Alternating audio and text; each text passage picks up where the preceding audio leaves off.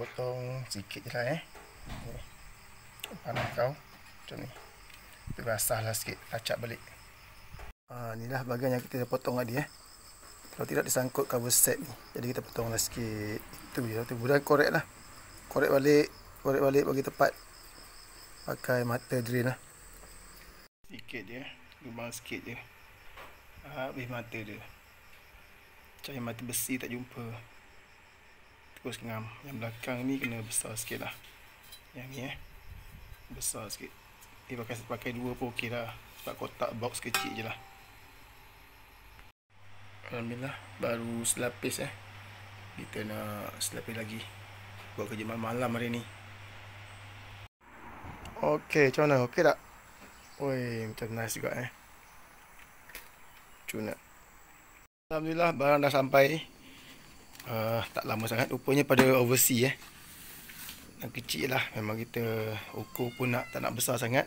Nak nampak macam toolbox je lah. Memang toolbox pun kita kena buat lubang lah Okey, kita buka tengok.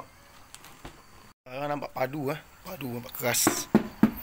Kita nak meshkan dengan design GV ni. Tapi kita tak jumpa. Tapi rasanya bila masuk, smart juga rasa ni Nanti kita pasang dulu Kita acu-acu dulu. So, macam mana guys? Okey ke tak okey? Nampak macam nice jugalah. Ala-ala Pomen bawa toolbox. Macam-macam lah. Okey kot. Kita try tebuk dulu lah. Tebuk dan pasang di belakang macam ni lebih kurang. Okey. Cuma kalau kita nak terus letak atas ni, mounting sini, takut dia calar Sayang pula bocat Saya ingat nak tampal stiker tu. Lepas tu baru kita letak di atas. Mungkin tebuk lah. Tebuk. Letak bracket dalam ke macam mana Skru pun tak cari lagi ni. Macam mana Okey, bolt dan nut dapat Yang ada lengki ni tak ada nut. Tak apalah, kita pakai apa yang ada dulu. Kita try kasih jadi bro. Jom. Kurang lebih macam ni lah, kurang lebih stiker tu.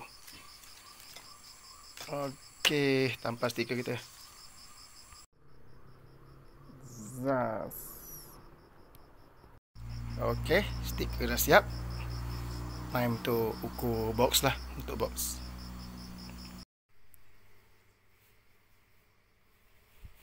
sebenarnya nak cari besi lepeh tapi jumpa berbaris. Dia kalau tak berbaris, tebuk lubang dia untuk support lah, sebagai dia punya bagi kuat sikit daripada dia pecah Okey, waktu tu baru potong lah.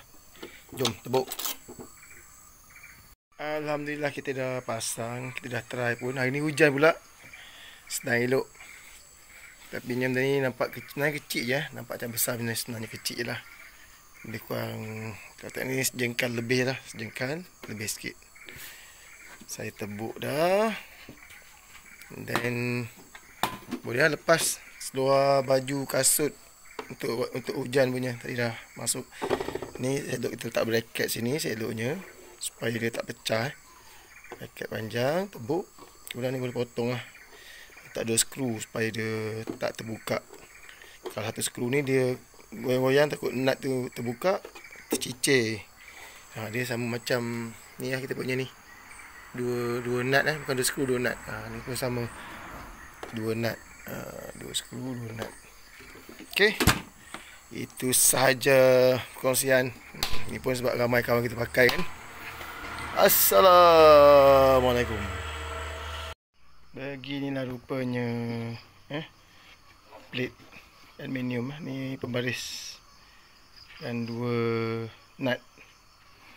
Okey, selesai. Good morning guys. Macam biasa guys, genting guys. Jom kerja. Let's go. Itu dia guys, itu dia JDT Lubricants.